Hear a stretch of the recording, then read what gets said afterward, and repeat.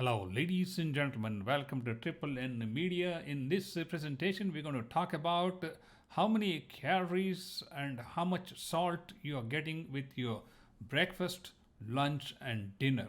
You'll be shocked to find out how many calories and how much salt you're getting, which can have a long term effect on your sugar levels, your cholesterol levels, your body weight, and of course your kidneys.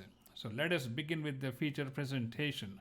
The worst foods that you can order when you're sitting in a restaurant. You are familiar with all these foods, and let us look at little deeper and see what do these contain. Is there anything that you really need to have? I'm talking about essential elements like proteins, minerals, or enzymes versus non-essential elements like carbohydrate. Of course, we have essential fatty acids like omega-3 fatty acids, but for the most part, the butter, the lard, and everything else you get as a decoration on your breakfast and dinner, they are not essential. You don't need them to survive. Let us take a look at, for example, your pancake. A layer of 4 pancakes. I think there must be more than 4 pancakes, but if you are taking a plate with 4 pancakes, that's not counting the milkshake and everything else that you're going to be ordering extra. So if you look at the pancakes, you're getting like 720 calories just from that flour, which is nothing but carbohydrates. A whole truckload of carbohydrates, close to 200 calories of carbohydrates. You got 25 grams of carbohydrates. We have 7 grams of fat per slice. The sugar is like 100 calories. If you pour a sugar syrup on that, you count it.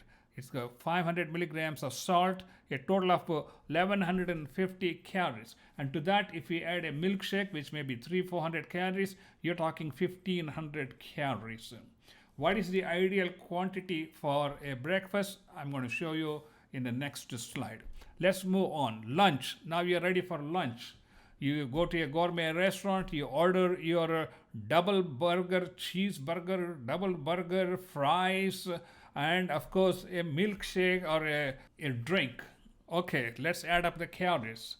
Your fries are about 400 calories. You're getting 100 grams of carbohydrates.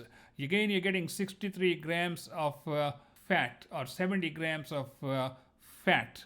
You're also getting 1.5 grams of salt. Don't ever forget that your burgers and all the other foods are very rich in salt. Then you're getting 43 grams of protein, which is good. But when you add up all these things, you're getting 1600 calories per lunch. You started off with 1500 calories for breakfast. Now you add another 1600 calories of lunch. You can see how things are adding up. Then let's say, okay, well, I'm going to be a little bit healthy. I'm going to try some chicken strips. Well, the chicken strips are not any better. Each chicken strips has about 180 calories. So you're getting 700 calories with chicken strips. It's got 20 grams of fat. And look at again here, 960 milligrams, almost a gram of salt from the chicken strips per strip you're getting. So that's a lot of salt that you're going to be getting. Plus you get 22 grams of protein.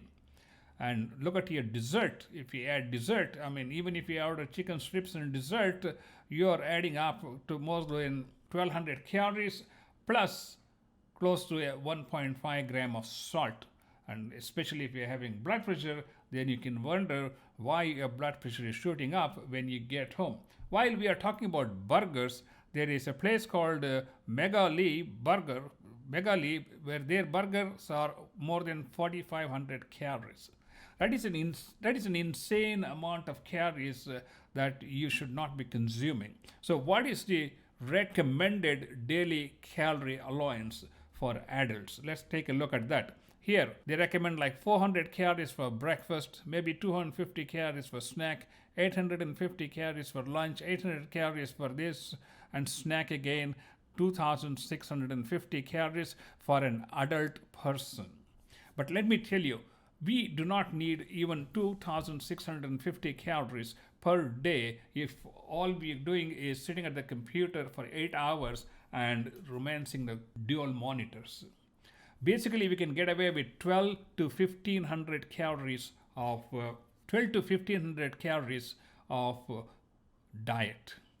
By that, you're not only cutting down 1000 calories, you're cutting down your fat intake, you're cutting down your salt intake, and you're eating lean and mean. And if you add exercise to that, you can stay trim and still enjoy your life. That's a very important thing to keep in mind, because you just need enough calories to keep your body moving. You don't need extra energy, because everything that you eat that is not used by the body is going to be stored as fat permanently. This is a permanent deposit in your belly, in your hips, in your side handles, wherever, in the face too. Yes, think about it. The next time you're sitting in front of a plate, think about how much of this you really need and how much of this is going to be turned into fat for permanent deposit in some part of your body. There are a lot of different options available. For example, if you get a breakfast like this with avocado and like a plain egg omelette, your calorie intake is like 200 to 300 calories. I mean, the sodium is like 365. And if you go for a grilled chicken Caesar salad, your total calories may be like 300 to 400 calories compared to 1600 calories and 1.5 gram of salt. And you can always use an apple, but I have other options. For example, you can create a varieties of lunch packets for yourself or for dinner for that matter. And I have given you a lot of different options with practically very little carbohydrates and good amount of protein and plenty of salad to give you all that extra bulk. By doing this, you're going to be staying slim, you're going to be healthy, and you're not going to be, having high blood pressure, high cholesterol, obesity, all of which are major risk factors. So I hope this will help you to become a better you in the next 30 days. What do you think? Please leave your comments, and please do subscribe to our channel. We have a lot of life lessons that you can learn from, and I will see you in the next video. Thank you so much.